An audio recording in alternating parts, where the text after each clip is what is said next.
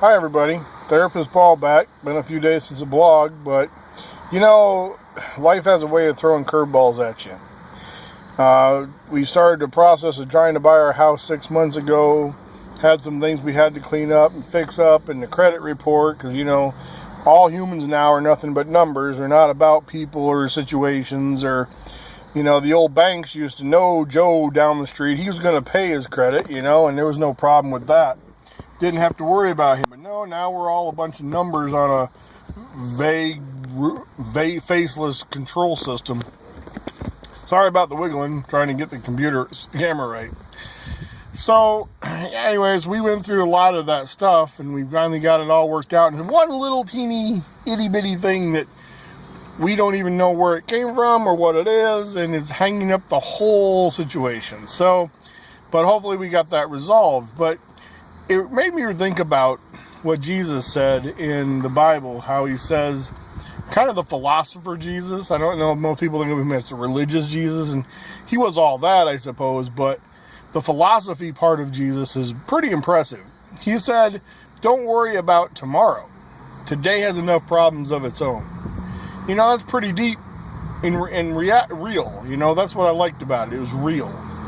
When tomorrow, I've been a therapist for years, and we've set goals, and I've helped people, back in the 90s, and, what's your 5-year goal? What's your 10-year goal? What's your 20-year plan, And about 5 years ago, I think I realized them are fantasies. They're not necessarily plans.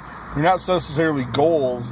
They're, if life goes perfect, this is what it will be in 5 and 10 and 20 years.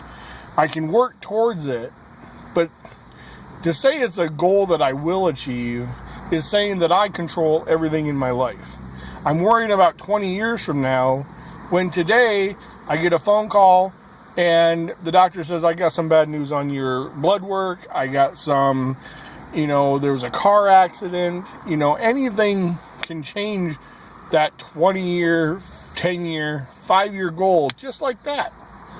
Jesus said, don't worry about tomorrow, for today has enough of his trouble. Now, does that mean we shouldn't make plans for the future? We shouldn't save for retirement?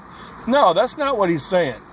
He's saying don't worry about it. Don't take it onto yourself in such stress that you're like, you can't sleep at night, you can't eat, you can't think straight. Today's going to present its own problems. I tell clients all the time, let's make a plan for the future, but don't make it in concrete. Don't be so connected to it that if life presents you opportunities or challenges, that you can't revamp it and change that up a little bit. Because, I never thought I'd be sitting here 5 years out of cancer. That never came across my mind. It wasn't on my to-do list. Definitely not on my bucket list. Too close to the bucket. But it was never there. But I had to change. I had to adapt. Now, for me, it completely radically altered everything. It made me appreciate life more, enjoy life, slow down, and really start embracing the philosophy part of Jesus, where he says, tomorrow is going to come. It's going to have its own problems, but you know what? Let's deal with today's. Tomorrow's coming. You got to be ready for it. He talks several times throughout the philosophy and the teachings that you got to prepare. You got to be ready. If the strong man's coming, the robber's coming, you're going to make sure the house is locked. He teaches us to be prepared for tomorrow. But we've got to live in today. When you come up with today's problems, I want to remember, control is a delusion. It really is. We control so very little in our life. The reality is, and after 20 years of therapy and teaching and everything else, I've come to this conclusion. You control only your reaction to the problems you're presented with, to the things you're presented with. If I'm presented with, screaming children, how I react is under my control. That's the only thing. If I'm presented with teenagers who are struggling to follow rules and be obedient, safe, I can't control them, but I can choose how I react to help them, guide them. If I get cold, I have cancer. I can go into utter depression and let it defeat me. Or I can set my mindset, I'm going to win. I'm going to beat this thing. I'm not dead. We don't control most of the things around us. I don't control my coworkers. I don't control my bosses. I don't control my clients. In fact, right now I had a client cancel. So now I'm on here doing this.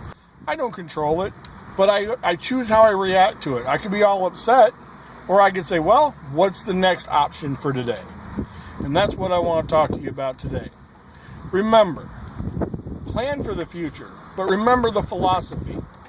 Tomorrow's going to come, it's going to have its own problems, but let's worry about today because it's got its own set.